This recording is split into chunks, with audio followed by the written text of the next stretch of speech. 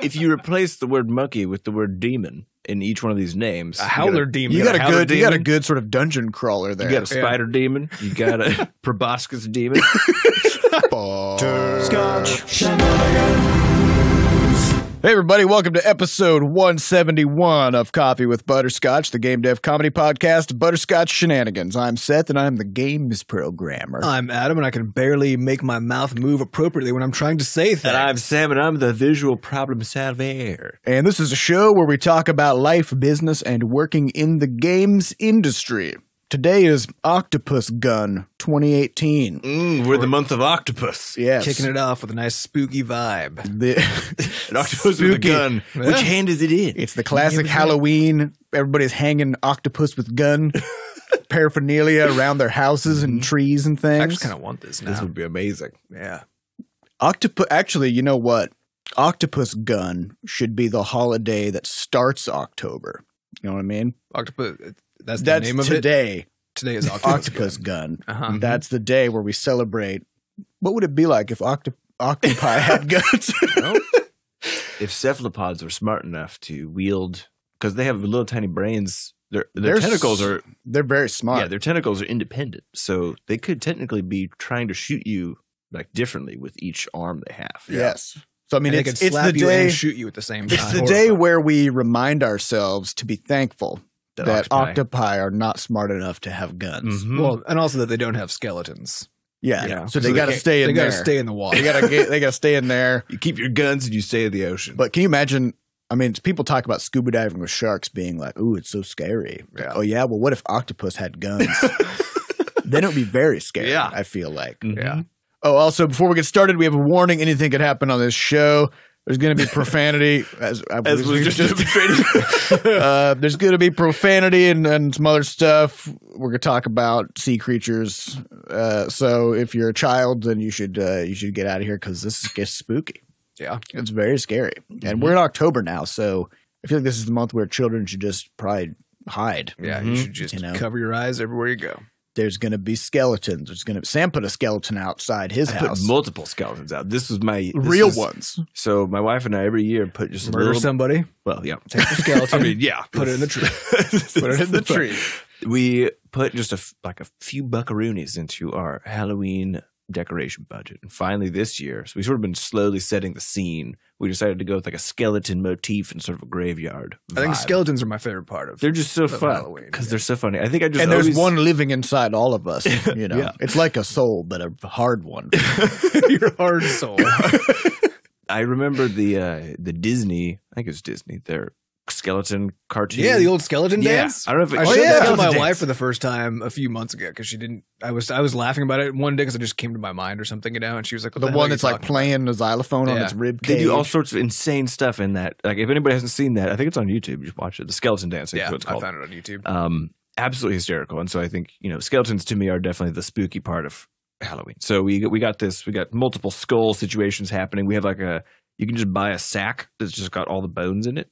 And then you kind of just like put the bones wherever you want. And so we laid them out so that there's a skeleton sort of strewn across the yard who's like grabbing a lamp that's coming out of the ground. But this year, so this is all sort of setting the scene over the last couple of years, slowly getting all of our pieces in place so that this year we bought the reticulated skeleton. So it actually is like a full skeleton that you can move its little arms around. So we put one in the tree. So he's posed up in the tree, like he's just sort of hanging out, climbing up there.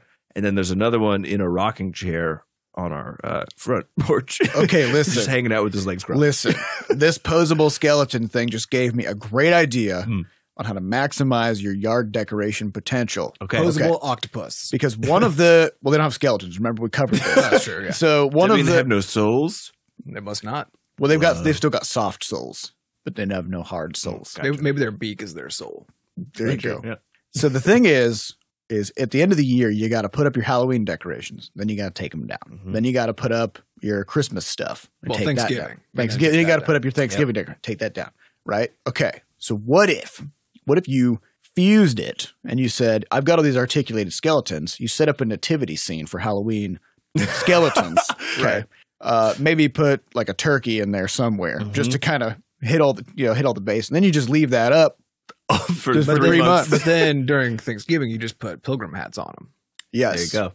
And if you wire it up with color changing LED strips, then of course over Halloween you just flip them to orange because that's the spooky color. Yep. And And then then you flip them to like yellowish autumnal, just vibe. autumn. Yeah, Yeah. autumn Maybe color. just keep it orange. I don't know. I think just and keep it then, orange. And then you know, toward the end of the year you change them to whatever color that is. I thought you were going to suggest that you have a skeleton, and then you for Christmas time you put Santa's skin on it. Yeah, I was gonna And go then- there, but then I would never Yeah. think of that. Well, you So- yeah, you can convert it into a Nightmare Before Christmas vibe, right? Uh-huh. Because then basically now for Thanksgiving, it's a statement on how awful the Pilgrims were because they destroyed an Exactly. entire, So entire social single-handedly. structure, single-handedly. Your Yeah. Halloween decor becomes a political statement, And in then that November. becomes The Nightmare Before Christmas, which is just a spectacular spooky movie. Okay. I got like a it. plan in place. Actually, yeah. If you make a skeleton nativity scene, that basically is the Nightmare Before Christmas Yeah. decoration. So, is the Nightmare Before Christmas just another name for Halloween? Is that? Yeah, basically. I guess that's true. It's a long time. It's a little ways Christmas. before, but it is before. Uh-huh. All right, well, let's get on to the meat and bones of the show. It's hard. So Gotta put the meat on these hard souls. the show. First, we'd like to thank our supporters over at moneygrab.bscotch.net. We grabbed their money, just grabbed it right out of them. Yeah. Yeah, if you do try to donate, a hand will come out of your computer monitor or phone. It's going to And get that money. It's just going to grab it. very It actually spooky. just takes your wallet. Yeah, we don't want the money. We sell the wallet. Yep. With a thriving wallet black secondhand market, yeah. business. Yeah. So we had a bunch of anonymous donors this week, which is awesome. So thank you. That's very honorable. You know. You don't want any shout outs. Nope. Just doing your duty. And of course, we'd like to also thank our recurring supporters who, you know, we just every month we just come by, Take Grab the your wallet. wallet just again. grab those You wallets. guys must be buying a lot of wallets. Maybe from us on the It black gets- market. it gets pricey, but you Yeah, know, we get a cut every time, though. So it's a pretty good deal. Mhm. yeah, we get like 50 cents per wallet. Yeah. It's- On those wallets every are- sale. They're on the blockchain, so we can track them all Yeah. the way Yep. through. Yep. All right. Also, we have coming up on October 20th the Shenanigans. So that's in 19 days or 17 days from the time this podcast episode will air. Coming soon. There So are this- currently only 22 tickets left Yeah. as of this morning. So They're drying up if you want like to an get in on octopus it, out of water. get in on it. And this is a convention. It's going to be a mini con, I guess. It's about 4 hours. Shenanigans It's a specifically. Shenanicon. So we're going to have first play, I guess, of Levelhead. So if you come, then you'll be able to play Levelhead long before anybody else, and it's still under heavy active development. So you can kind of also see, you know, you get to see an interesting snapshot of the game, and you'll get to play it. And you'll be playing basically 4-player co-op so that we can get as many hands and eyeballs on that game as possible. Yes. And we'll also have food, and we will record a live podcast episode. So it's going to be a good time. It's going to be a good time. Those tickets are $15, and you can find those over at meet.bscotch.net, MEET. We should maybe get an updated URL for that one. Do you think anybody else thinks that it's meat? I always think that it's meat. As in, I wonder, because I Organic know matter. that the word peak, P-E-E-K, people often write as P-E-A-K. Yeah.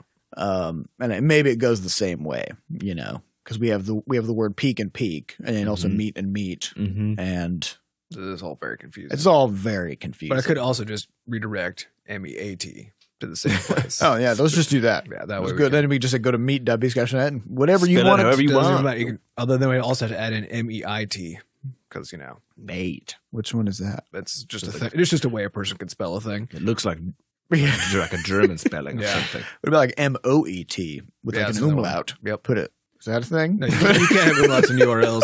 Fortunately, Mute. mute. Mute.bscotch.net. So just go there, get your tickets to Shenanicon. All right. On to the real news. We need to talk. Last week we talked about peppers, ghost peppers. Yeah, Sam took some of them home. I did.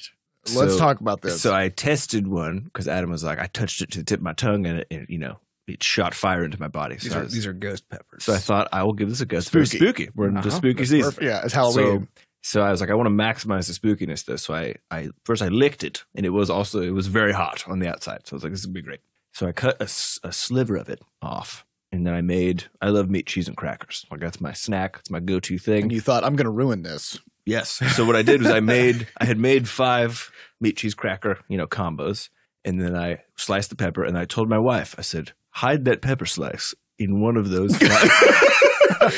In one of those 5. Ooh. And she was like, really? I said, yes. Okay. But you weren't taking turns though. So it wasn't like the 2-player roulette. No. It was just okay. It was going to happen at some point. It was going to happen to me. So this is just your own personal roulette. Yeah. I was like, let's make this spooky and fun. So and then she made me close my eyes, and then she would just shove one in my mouth.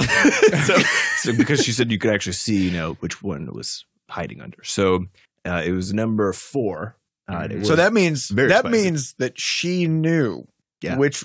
So she was like, I'm going to be the one to do this to you. Uh-huh.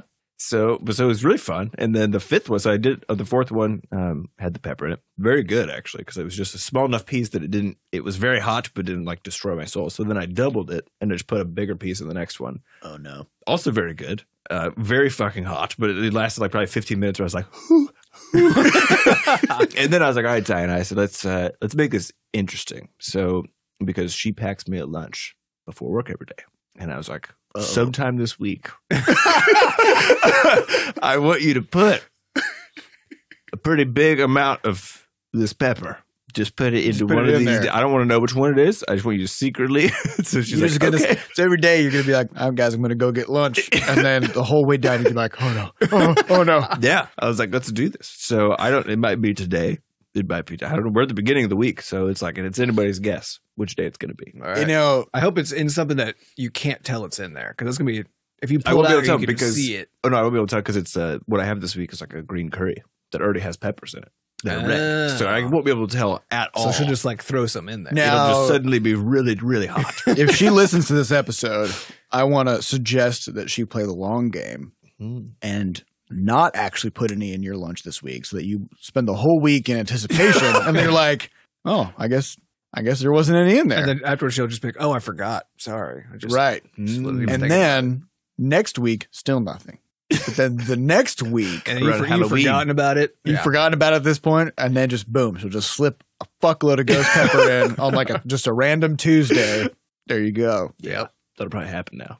Because it'll be unexpected this week, but not that unexpected. That's true.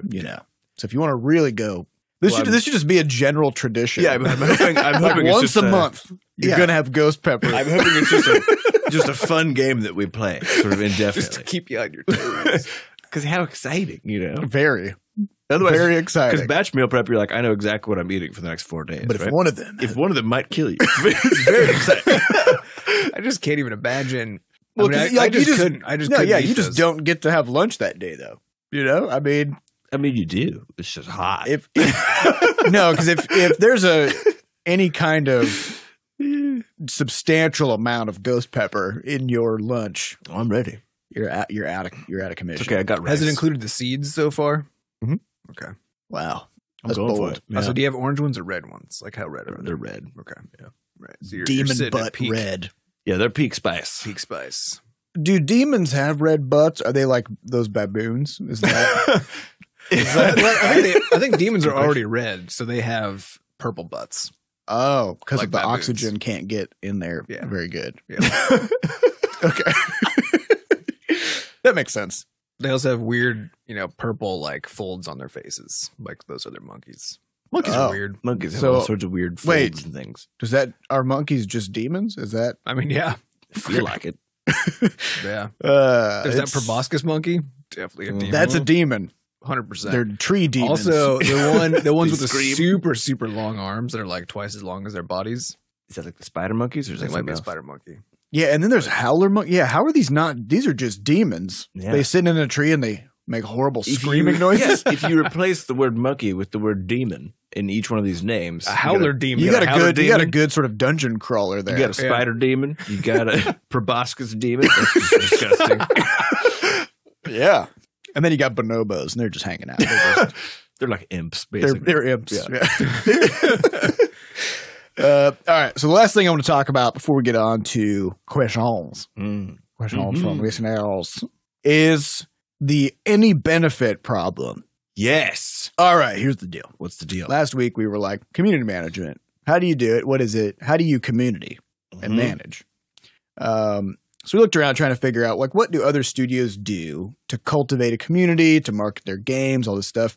Because even though we feel like we've done some things right in that area, we have probably done almost all things wrong, which is generally how we kind of view most of everything that we do. Right? Mainly because we tend to just largely ignore social media as as an avenue for potential anything. We don't really participate. But one of the things we noticed is that most developers don't do this.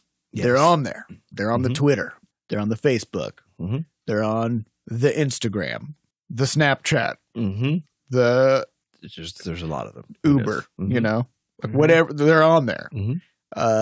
And so we had a big meeting last week, just kind of out of nowhere, where we started talking about this and like, should we be doing this? And what happens when you do it? What is the point? Is basically the question. Yeah, because I think there's this idea that kept coming up over and over again, is this idea that people seem to have that you need to manage your social media presence. And if you do it well, then you will grow it. Yes. Which is the whole goal, right? Right. Because you want to sort of, the whole goal supposedly of the general of using social media is to sort of, you get your own audience and then you can talk to them, right? Yeah. This whole thing. And then we do this ourselves, but our avenue has always been through email marketing. Yeah. As opposed to through social. And so we're looking at all these different community management practices, talk to a few people, and just start asking the question, like, what would it mean to, how do you actually grow? What's the most effective way to grow one of these? And then what does that mean? So, really? So we looked around trying to figure out, we looked at stats on, because all this information is just up there on Twitter. So you can see, how many tweets a company has sent out and how many followers they have, et cetera. What we found is that there is effectively no measurable relationship between how you tweet, how frequently you tweet, what you tweet, anything, and how many followers you have. These things are completely uncorrelated with each other. The best example is Apple, where their primary Twitter account has 2.5 million followers and 0 tweets. They've never tweeted. Pretty remarkable ratio. Yeah, so we're looking at that and we're like, what is that? And then we're like, okay, well, what else is there? So there's Nick Offerman. He's tweeted like 6,000 times. He's got 1.6 million followers. We've tweeted like 8 or 9,000 times, and we've got like 20-something thousand followers. So we've tweeted way more than Nick Offerman, but he has like 200 times as many followers as we do. There's a lot of other developers we looked at, some of which have, are approaching 100,000 tweets. And if you look at their sort of like followers per tweet ratio, if you assume that tweets can generate followers, then you would assume that people who tweet well would have like a high ratio, right? That every tweet they send out, they might get new followers. But no, it seems like the more people tweet, right, it just doesn't matter. So what we sort of, the conclusion we came to is that Twitter sort of actually is an interesting barometer for not what you're doing on Twitter, right, but what you're doing in the world. So whatever your profession is, whether you're a comedian like Nick Offerman, or you're Coca-Cola, or Apple, right? Yeah. The quality of the thing you're doing external to Twitter is what drives people will follow you because of that, right? Basically, regardless of whether or not you're even tweeting, according to Apple's right. Yep. So. Well, and there's an engagement thing, because we also were looking at really popular company accounts. So Google has 30 million Twitter followers, and they send out tweets that get like 150 to 300 likes at best out of 30 million followers. So their participation rate is essentially zero. Yeah. And then, Coca-Cola, they've sent out 250,000 tweets. And we're like, well, why is that? But if you think about Coca-Cola's marketing strategy, it's we just want to dunk our logo and advertisements literally everywhere. So if people are following, if people are like, I want this, I want you to dump all this advertisement stuff into my Twitter feed, Coca-Cola's like, yes, we will do that. So people follow Coca-Cola, and then several times a day they're dropping commercials. Pictures of beautiful people drinking Coke. Right. Yeah. So the interesting thing about this is that, and we ourselves have used it in the past. When the way we've thought about it is that it's very good for reaching out to people one-on-one, and occasionally for getting sort of like hot tips about something. Someone will, include us in a chain of conversations with a streamer or with a reporter, and then maybe something will come of it. The reality, though, is that 99% of the time that has ever happened, nothing has ever happened. Yeah, and it's expensive. it's very expensive to sort of pay attention to. And so, and this generally goes to this really interesting trend, I think, in Western culture in particular, which is about sort of our relationship to new tech, which is that we just always just get it. So it doesn't quite matter. Like, we don't necessarily sit back and say, what's actually the benefit here? What's the consequences? What's the cost? And then decide sort of on a measured approach, like, do we want to be doing this? Or does this seem like a valuable thing? It's just, people tend to just get stuff. Like, you just like, oh my God, it's the new thing. So we're very, was it technophilic? Is that the word? Like, loving of tech. Sure. And so there's this interesting problem that arises, which is this idea of the any benefit mode of thinking about this stuff. So the way it goes, I guess, if you want to, this comes from deep work. Yeah. Which is this idea that if there's a piece of tech or an activity that you can do that has any benefit at all, period. So if you on Twitter, you could say, yeah, I've sent 12,000 tweets, but one time I got a note from a journalist. So it's worth it. Yeah. So the problem is the any benefit approach, basically what it does is it just neglects the cost. Yeah, completely neglects the cost. And so this has always been the question we've had as far as Twitter goes, because we don't have the time. Our studio is too small to actually have someone kind of dedicated to this, because it just means we're not doing core development work if we're doing that. So this is not necessarily the case for like a larger studio or a larger team, but definitely in our case, every time we've looked at it, we're like, how does this make sense in terms of we're trading time making the game for time doing this Twitter thing, but it doesn't. And sometimes that is good. Well, and the cost is rarely. Yeah, the time cost is enormous. So we were doing the math. We stumbled across some Twitter account that had like 80,000 tweets, game developer. And we're like, what does that really mean? What does that kind of translate into? Because when you go to send a tweet, there's the time spent composing it, which is often very short. But at minimum, it's a few minutes. Yeah, at minimum, you're spending a minute or two kind of think like, oh, look, I'm eating a bagel, blip, and take a picture of it and wait for the upload. And then there's that several times a day of going back and being like, who liked my bagel picture? Because you got to get that sort of self-gratification of knowing that people care. And also you're going to respond to somebody who replies. And then you kind of see other people's tweets. And then like while you're in there, you jump into some other conversations. You get mad about a few things. You see some idiot thing that some idiot said, get mad about that. And so by sending your one picture of a bagel up on the internet, you've lost, like a good 20 minutes of your day kind of scattered about in various fragments.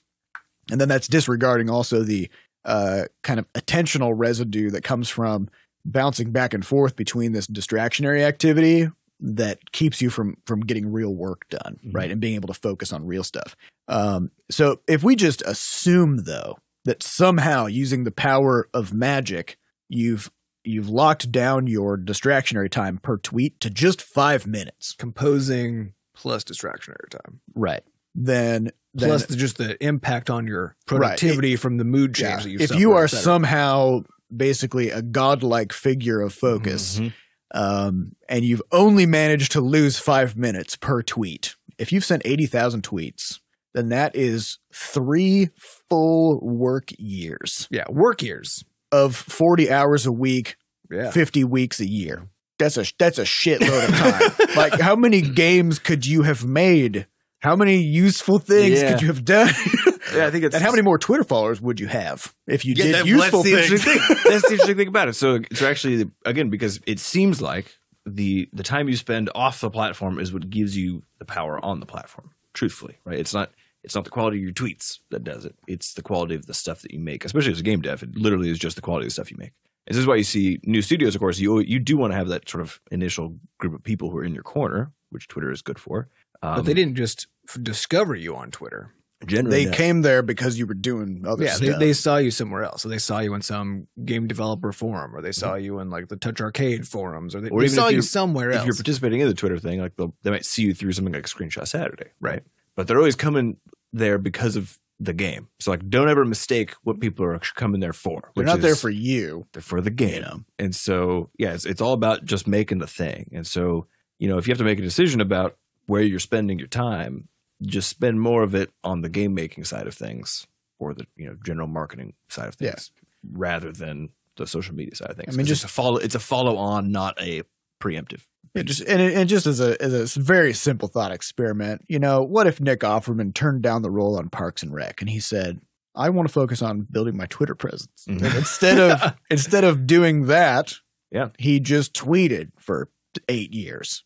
He would not have 1.6 million Twitter followers because nobody would care what he had to say because he would never have been Ron Swanson, you know? Yep. So I think it's just, and so when you look at those follower counts, like you said, Sam, I think it's a reminder that what that really is it's a very loose metric for how much people are willing to listen to what you have to say because of external things that you've done. Yeah, but I think the other problem with Twitter in particular, outside of the any benefit sort of way of approaching the world, is just how cheap it seems to be in the moment. Yes. It's just a couple minutes here. Yeah, because it's just you just sort of send off you just kind of look at it, send something off, and it feels like you haven't interrupted your day.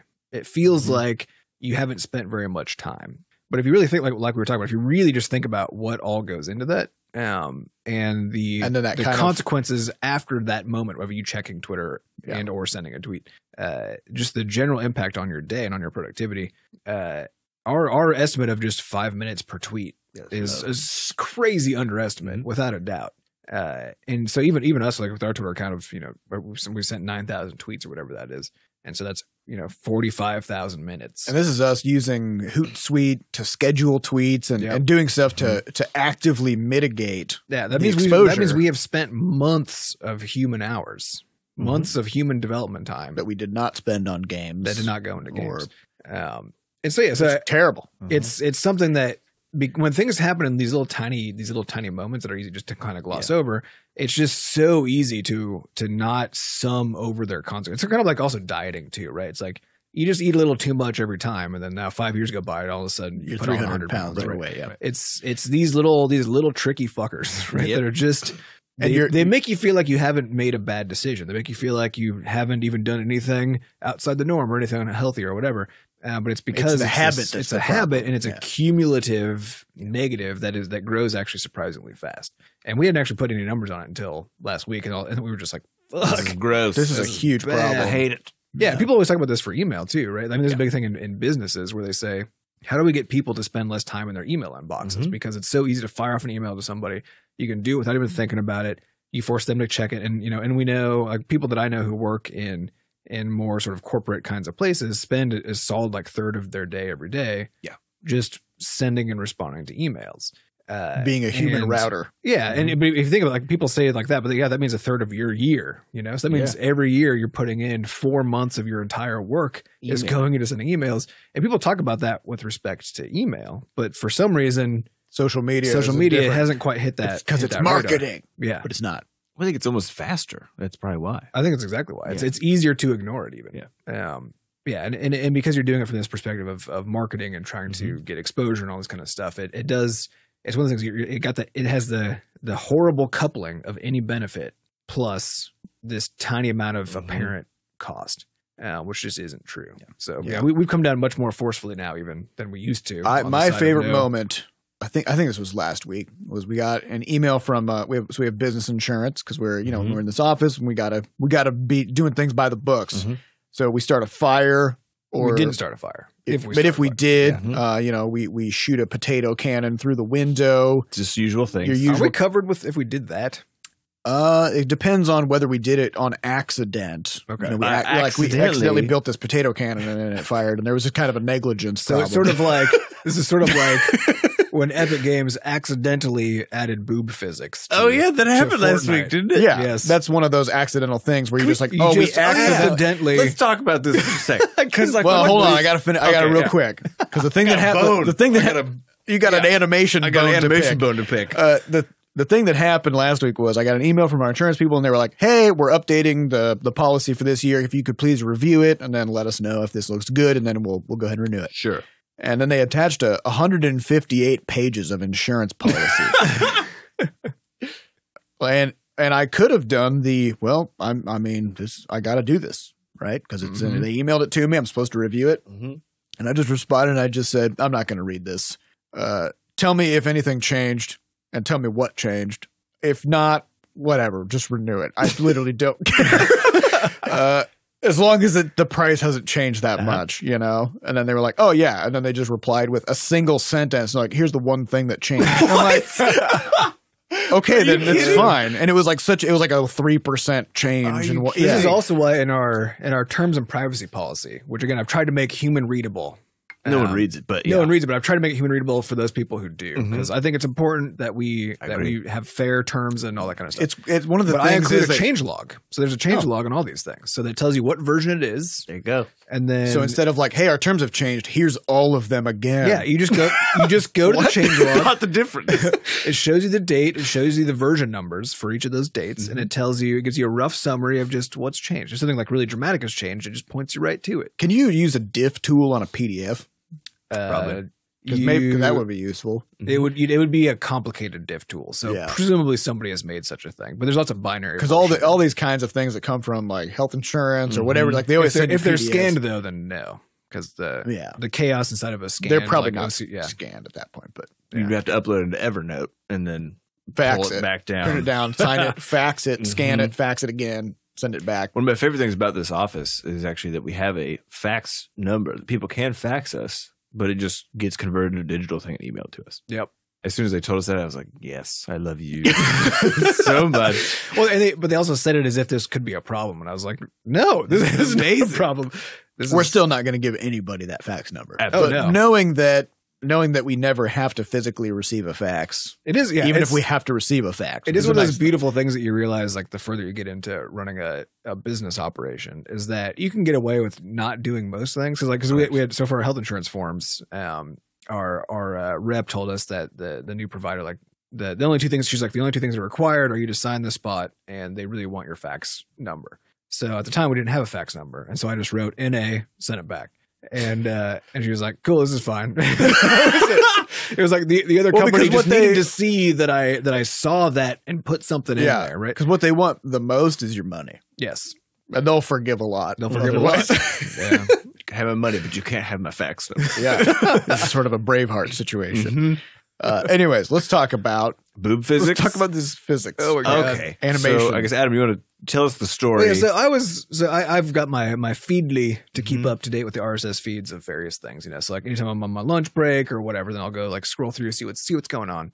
And so last week, Thursday, Friday, I don't know, I was coming back from break, reading on my way, and just saw this thing that just threw me for such a loop. I couldn't quite process, which was Epic Games was so Epic Games makes Fortnite, right? They were apologizing for this quote unquote bug that had slipped into the latest release, the latest update of Fortnite, which introduced breast physics. And so breast physics, for those who don't know, is the creepy stuff in a lot of games where for some fucking reason, the people who rigged and animated these things decided that the breasts need to jiggle when like the characters are jumping or whatever. So this is obviously gross and weird, and it was a big thing for a while. And certain this is like even if they're wearing body armor and everything else, they'll sort of be wiggling around, in there. Yep.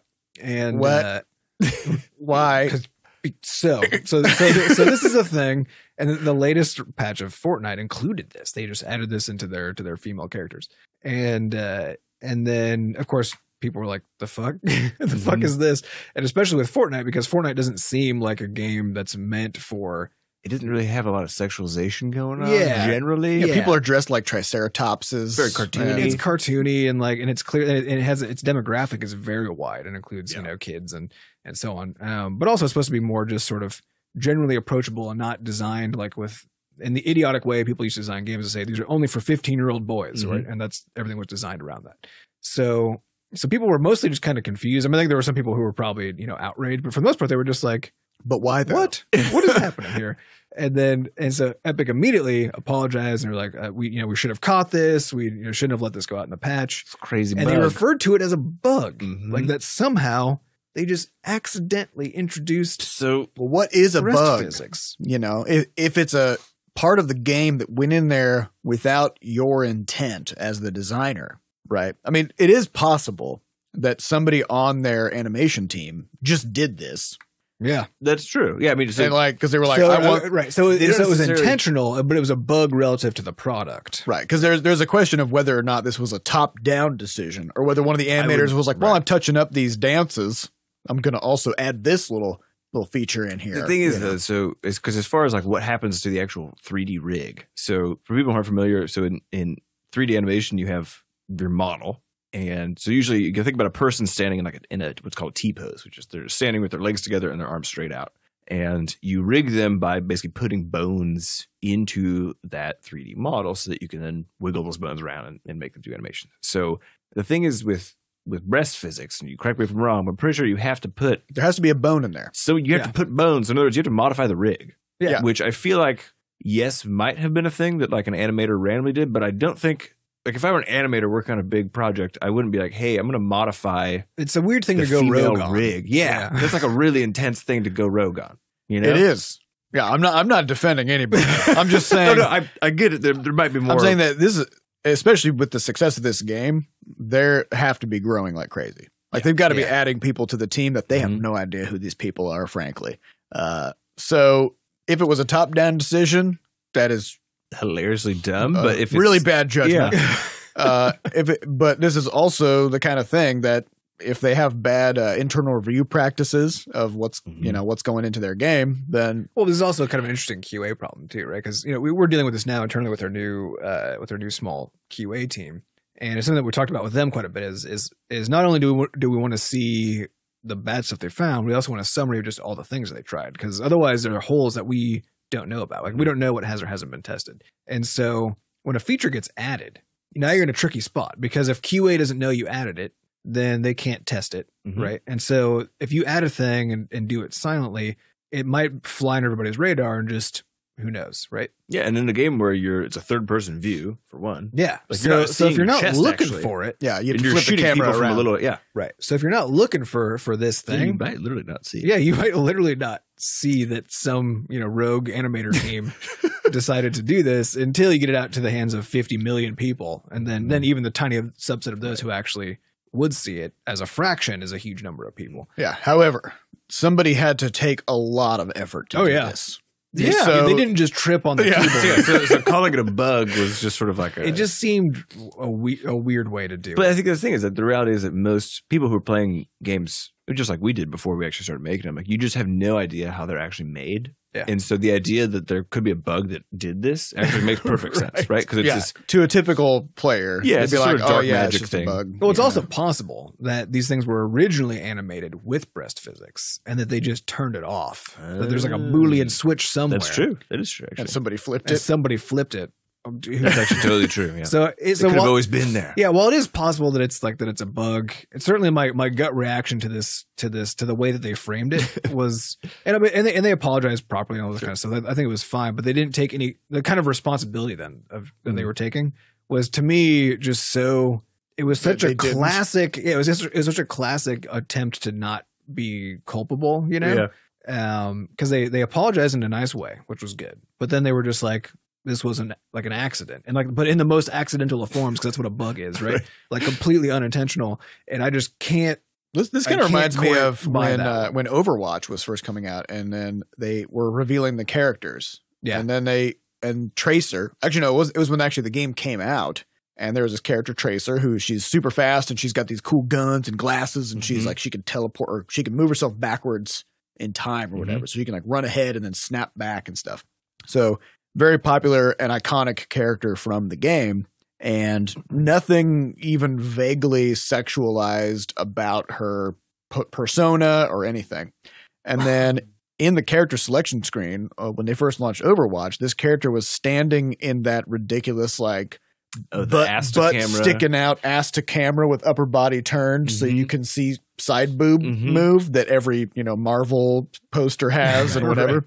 And yeah, so completely incompatible with the nature of the thing. Yeah. It doesn't make sense given the game. It doesn't make sense given the character. None of this makes any sense at all. This character would not stand like this. Also, no human would stand like this because it's anatomically impossible to bend your spine that way. And so, there were a bunch of people who were upset about it, and within like a day or two, they had they'd hot fixed it in, and they basically said like, that's a good point, because the thing is, they apologized properly and took responsibility for it. They were like, yeah, this was a bad judgment call on our part. Yeah, so or just an old judgment call, probably more so than anything else, right? That's how you used to do it. That's how they would pose all of their female characters. Yeah. So maybe don't do that anymore. breast physics bugs. All right. Just kidding. Oh man, Laughable. I came to the office just chuckling. I was like, what even is this? It's crazy. So There was But some other- honestly, I'm glad that people are calling this shit out. Yeah. You know? it's nice to see. So, all right, let's get on to some questions. These questions come from our listeners over at podcast.bscotch.net. If you would like to get your question into a future episode, slots are limited. So get in there and do that. First question comes from JohnPatChap. Are you all still sticking to the 4-day work week with a jam day on Thursday? I'm curious what you've learned after doing it for this long. If you don't do it anymore, then what made you stop? Yeah, so we're back to sort of a normal 5-day thing, 2 days off, the usual 5-day work week. 8 to 5, 8 to 6. Yeah. Yep. Well, 9 to 5, 9 to 6. And I think the reason that we switched back was because we noticed that two things. One was that 3-day weekends, I think when you're doing work the way that we are, which is like all of us are trying to learn new things, are very focused, whatever else, a 3-day weekend every single weekend is Pretty bad. it gets a little long on occasion. It's totally unstructured. I mean, the advantage of work is that you don't have to decide what your day is going to look like. Right. So there's actually a lot of mental energy that would go into planning a completely unstructured day, right? And so, like we talked about in the past, this is why people's weekends tend to fall apart, you know, and it's why we call it the weekend, because you become weakened. But and you can do that for a couple days, but doing that for all 3 days, for 3 days in a row every single week, I think it starts to. Well, it takes quite a bit of energy, but I think you got to fill the void. The more important piece is actually not necessarily the 3 days off, but the Thursday, the jam day, because essentially what would happen is that while we would get a bunch of work done, in that 12-hour stretch on Thursday, so that was usually like a 8 or 9 to 8 or 9, basically. While you get a ton of stuff done, you're genuinely pretty fried afterward. So you come home and just kind of pass out that evening, and then the next day you're kind of in like a hungover state. And so you're not doing anything to turn your Friday into a useful right. day. I mean, you can run errands and that sort of thing, but for the most part, it's mentally you're a little off. And so we actually experienced this again this past week because on Thursday we just sort of randomly did a jam day. We all just hung out until like 7:30 or 8. Yeah, and we started the day at 8:39, and so it ended up being one of these really long stretches of time. And then the next day, all of us were just kind of fucked up. It was real bad. Well, there's that idea, like if you drink a 5-hour energy or something like that, you're not just adding energy to your day, you're stealing it from the future, right? You will crash afterwards. Same thing with like drinking coffee. You kick off your day with drinking coffee, you're going to drink some more coffee later. Then you just kind of keep stealing energy from the future until you stop drinking coffee, and then you run out and you crash, right? So that said, we all do drink a lot of coffee and 5-hour energies, but we're not, nobody's perfect. But I think the point is that, so like what happened on Thursday then was this long stretch of time, a lot of focus, and I've been sort of measuring those deep hours of work that I was getting to put into the art practice, in particular on Levelhead. And on Thursday, I got an extra like hour and a half or 2 from that extra couple hours that we were around in the office, which is great. So in other words, that was the most amount of sort of actual legit work time I had in a single day over the course of the week. But it was not as much as the loss that I had on Friday. Yeah. Because so you kind of stole 4 hours from Friday and turned it into 2 hours extra on Thursday. Yeah. So generally what we found is that we're trying to take much more of just like a paced approach to making these games and stuff, because we find that there is some certain amount of time that once you've done that in a day, say like somewhere between like 4 and 6 hours of like really deep focused work on a particular hard thing in general, you just got to step away. You kind of just got to go do something else. Well, and there's the thing that I noticed happening is I always want to have some sort of time to wind down, like some cool down time, And so I don't think I ever really talked to you guys about this, but like whenever we did our jam days, we would end those at like 8 p.m. or 9 p.m.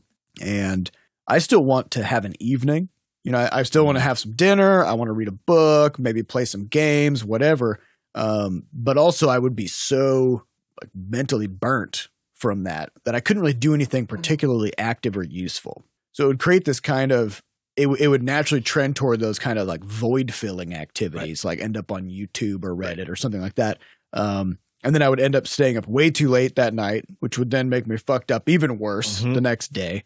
And so I found that by doing those jam days, then your routine gets just kind of totally derailed, which then makes the next day or two even worse, you know? Yeah. Adam, what's your take on it? Well, I think the original reason that we did it was one that's now sort of incompatible with what we're trying to do. Because the reason that we set the thing up was because we had employees, and there were sort of two pieces of that. So but the main one was they all needed to learn how to do the work that they were doing in the studio. And what we had found was that the normal 5-day work week, because people just have their lives that they have once they leave the studio, that people weren't finding the time to like study and actually like get caught up on the stuff that they were behind on. Right. And so there was that piece, and the other one was, well, so we thought the 3-day work week would then help create that time, right? Right. Because the idea is like now you've got unstructured time on Friday where now you already have your weekend like you did, but now you've also got Friday, which is this unstructured day. You don't have anything that you just like are required to do. You don't have to be producing. You now have time where you can go brush up on your skills. skills. Learn stuff, go brush up on your skills. So there was that idea, and that was sort of coupled with the problem that once we had a bunch of people in the studio, if people were gone for doctor's appointments or things that just happened in the middle of the week, it felt like there was never a moment where just like everybody was in the office. Yeah, because the more people you have, the more you just notice like one person's gone at any moment. Yeah. Well, if you would have a doctor or dentist appointment or whatever every 7 weeks, so basically almost every 2 months, you get 7 or 8 people into an office, then the likelihood of somebody being gone at some point during the week is actually pretty high. It's kind of like the League of Legends talk about, like, if you get 10 people into a match, the probability that one of them having a bad day that day, it's basically guaranteed. It's almost guaranteed for every match. Right. And so, we didn't want to be managing people. We didn't want to be keeping track of like who's been gone when, and like we didn't want to do any of that stuff. And so we wanted to be able to say, okay, well, if Friday is a business day, meaning businesses are open, so you can go to the bank, you can run errands, you can do all of your errands and everything. Get your everything is haircuts. doable. So if we basically just said, all right, so Monday through Thursday is absolutely 100% for work, and we need to put in basically an entire work week in those 4 days. That now allows for Friday to be the day where you take care of your errands. You take care of your self-improvement stuff. You take care of all the things about being yourself, right? The reality, though, is that people do not respond well to unstructured time, which we talked about. That's just a thing about It's true for us. Yeah. It's true for our employees. It's true for everybody. But it's also reality that a lot of things are closed on Fridays. Yes, there's also that. A lot of doctors don't work and on also, Friday. and the other half are closed on Mondays.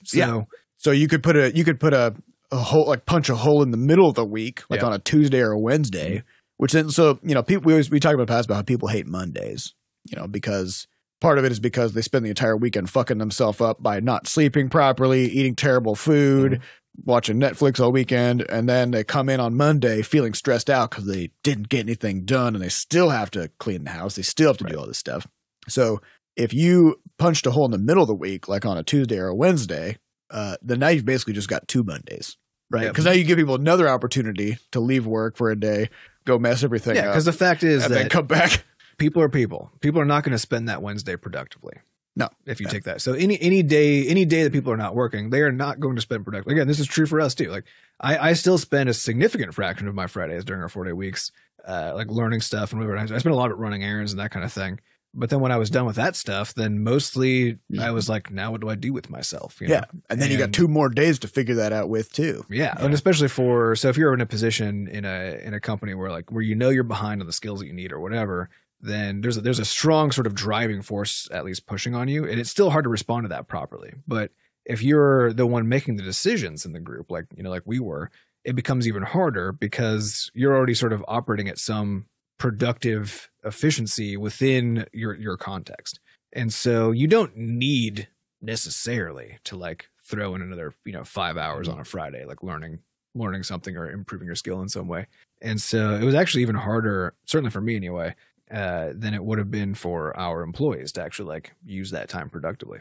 But the fact was, it was hard for everybody. There was actually just we felt like there was a lot of benefit coming out of it. I still am of 2 minds about it. I think it's still a very, like, it's a good thing to be able to do, but I think it's hard to figure out exactly how to handle the structure behind it. Because the whole point about what we're talking about is that we recognize a problem that we just have as a studio, because a studio is a collection of humans, right?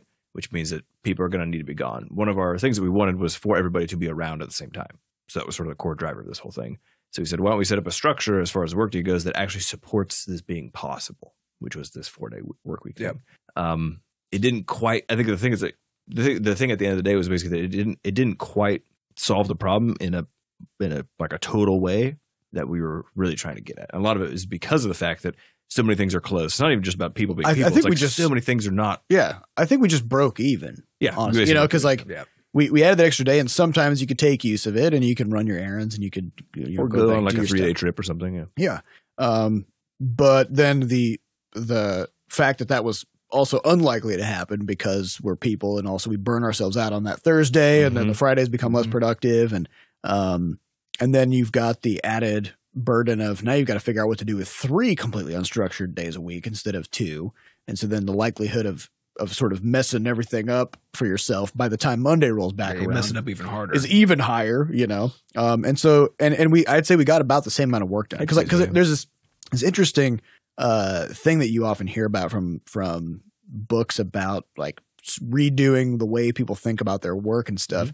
And they always focus on production, which is like people are really only getting about 3 hours of really actually productive work done a day, right? So if we just cut the workday down to 3 hours, then people could just focus on the things that really matter. And then you're only working, 15 hours a week. And you know what? Why don't we just condense those down into 2 days? Right. Work 2 7.5-hour days, but that kind of thinking completely ignores the psychological side of structure. You mean the entire context of how you get those 3 hours done, basically. Yeah. Which is having a routine that you can depend on that also aligns well with the rest of society, and by cutting out, the 5 hours that things aren't being done very effectively in, that doesn't mean that somehow magically the 3 hours that are left are going to be productive now. No, that means you're going to try to pack all those 5 hours of admin into the 3 hours. Now you're only going to get 8 minutes of real work done. So I think, we've flipped over now to more of a, it's the 5-day work week, but with a more constrained hours than we used to think about. We used to always, I think, just try to be putting in a lot. And now it's a bit more important because I think we've seen the value, the creative value of doing that deep focus on stuff and then just leaving and stepping out. So whether that's just doing a sort of a wrap down or a power down at the end of the day and then going to the gym and then just being done with work. Because at least, speaking from my own experience in the last couple of weeks, as we've been transitioning more sort of this deep work idea, a couple hours after work has ended, after I've gymmed, after I've had some dinner, I'll just have some random ideas about stuff. Yeah, you need that breathing room. Yeah, which previously I don't think I really had much space to do that, actually, weirdly enough, even during the 3-day weekend thing. Well, I think the thing with the 3-day weekend is that also created sort of an unnaturally strong artificial separation between like work and home. That made it so that, at least for me anyway, like I would do like some learning things and stuff, but I was actually trying not to work on, Butterscotch stuff. And part of the intensity ramps up from Monday through Thursday. Yeah. And so like then you just get exhausted and you're like, okay, no, cool. Now I can go like sort of relax and just do other stuff. But by just making it a normal fucking work week with a normal weekend, everything's just as you've grown up your whole life expecting. Like everything is very, very normal. But also you do try to make your workday feel much more like an 8 to 5 kind of a job, right? So that and then having expected things when you go home of like making dinner, going to the gym, doing all these things that are definitely not what you were doing.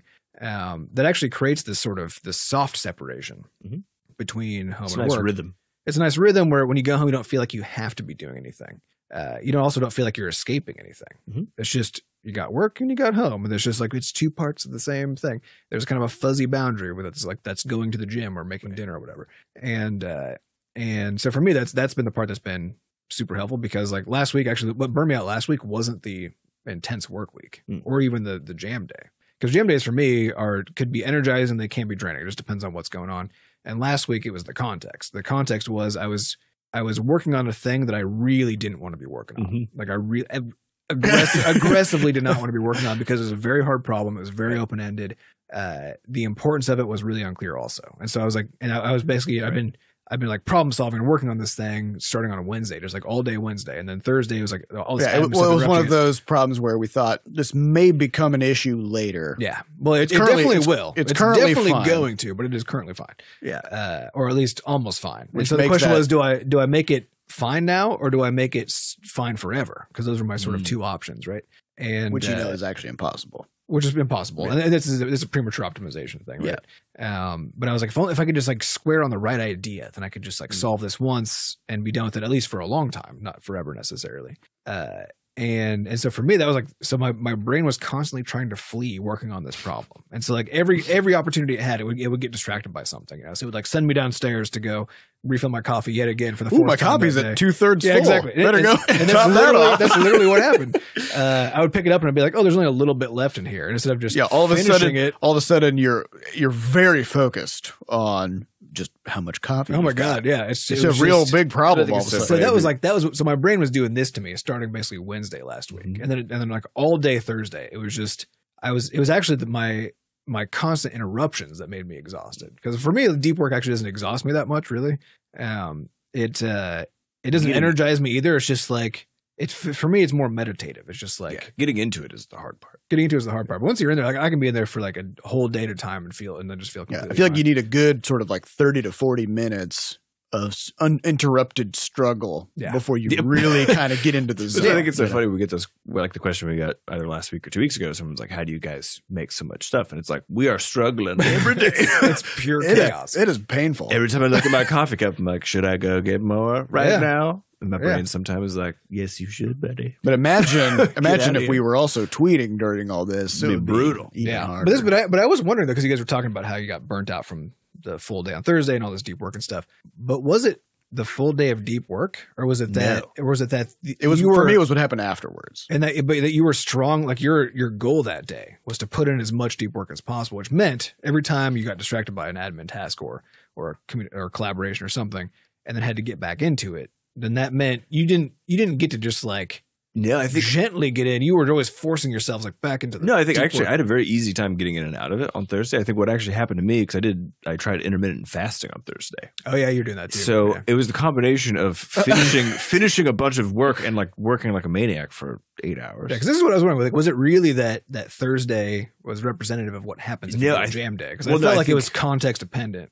Well, it's context dependent, but I think the point is about what happens fragile. In your work day is not just that's not the only thing that happens to you, right? So I think long hours make you fragile. Yes. So in my case, that's what happened to me. Yeah, I worked a long time and then went home and could not fucking sleep. So I slept just like nothing because you didn't have enough time to ramp down. Exactly. Yeah. My plan was like I was originally gonna work and then go to the gym and then go home, have a nice dinner, play some video games, read a book, go to bed. Instead, I'm arriving home at like 8:15 or 8:30. No gym time, so skipped that whole thing. And I feel like I don't have enough time to get a lot of like productive time out of playing a game or something, because that also takes some time to kind of get into. And I don't want to ramp up this intense activity right before bed, right? So I'm like, well, I'll just read. And I picked up my book, started reading, and I was about 3/4 of the way through, which is a dangerous time. Now you had to finish it. Yeah, because like I'm not gonna close the book at 10:30 p.m. when I'm 90% of the way through it. So then I end up staying up until 11:30. Yep. Then I'm low on sleep, and I also haven't done anything useful, so I have that little added stress from the night before of like there's dishes to do, there's there's just kind of extra pile of things that I didn't take care of. So then of course that all spills over into just a terrible Friday. Yep. So and it's that fragility of the routine. Yeah. Where you've got to, once you establish a routine, if you just throw a wrench in there, then it's there for a reason. Yep. And so you can't get greedy. Yeah. You can't think I can. And actually, but the funny thing is that I gave this talk a while back. Do what you want, and I talked about this problem of trying to do more, which is you can't just be like I'm going to exercise more, because you also have to finish that sentence with, and I'm going to do less of X to make room for it. Right. Because you simply can't do more. you're already doing all of it, and you have to stop. You have to cut something out, right? So if you're making the decision of like, you know what, I'm going to put in an extra 3 hours of work today, then you also have to finish the sentence and talk about the things you're going to be not doing then in order to make fit sure you're that. okay with that. Yeah, and then think about the consequence of like, well, why do I normally do these things? Yeah. And is it appropriate to cut them out, or should I this just? is important because coming back to the whole idea of like the Thursday Thursday jam day. If that was actually built into a habitual framework, where on Thursdays everything about your evening at home was also designed around the fact that you were going to be gone from like 8 a.m. to 8 p.m. Yeah, because I didn't finish the plan basically. At that time. Well, because you were planning to go to the gym, like you said, and you didn't get to, right? You were planning to make dinner, and then you didn't get to. Instead, I just stopped at Panda Express on the way home. Also, my blood sugar crashed horribly. Yeah. So I had to inhale a bunch of orange chicken. It was delicious. But, yeah. So like, so actually, no, sorry, that happened on Friday. Because I tried to do Sam. I tried to do your fasting. Yeah, Sam was like, "Oh, you got to try this fasting." I'm like, "Okay." And I'm driving home. By the time I get home, my hands are tingly, and like I'm all cold and clammy, and I'm like, "Ah," because I just skipped lunch. I still ate snacks throughout the day, but no, it was bad. Doesn't work for everybody. That also helps but that's all fuck up my Friday. Yeah, well, we can get into that. That's a different thing we can get into. But the point I wanted to make was that anything can be made into a routine if you actually do it holistically and pay attention to it. And so when we were talking about why we sort of departed from the Thursday jam and all this kind of stuff, like that was basically incompatible with the kind of work life we wanted to have. Which is that we actually like working. And so having the 3-day weekend was really just time for us to fuck around that we didn't feel productive. Do less of the thing we want to do. And it wasn't actually causing us to do more of certain things that were good for us. It was actually just causing us to have bad habits. And so for us, having that 5-day work week it's just super beneficial and something we decided that we wanted to get back. But a person absolutely could make something like the 4-day work week with the Thursday jam day work. And frankly, it actually worked pretty well, at least for me, for certain chunks of the time that we were doing it. Definitely. And it was those chunks where I was actually treating it appropriately and treating it as a thing I needed to build habits around.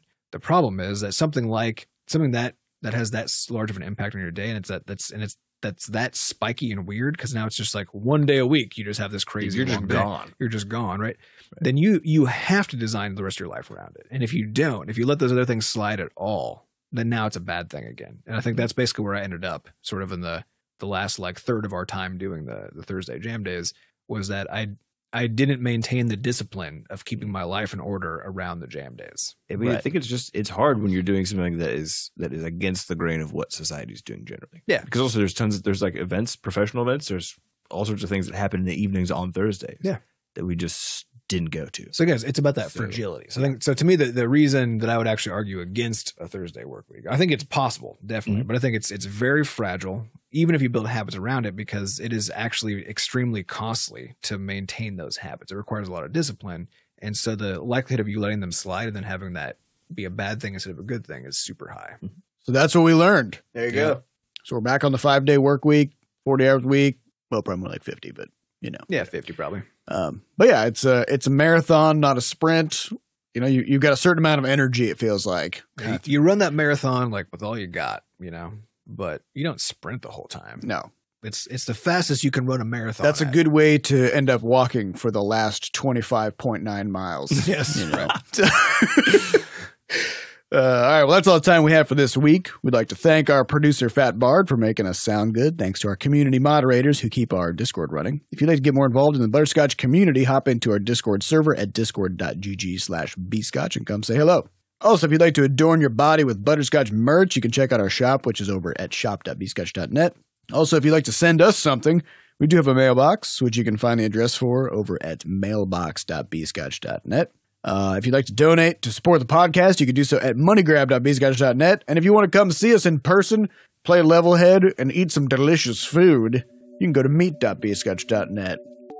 Spelled however you want now, apparently. As long as I remember. Yes. As long as Adam remembers to update that. All right, well, thank you all for listening, and we'll see you next week. Goodbye. Bye.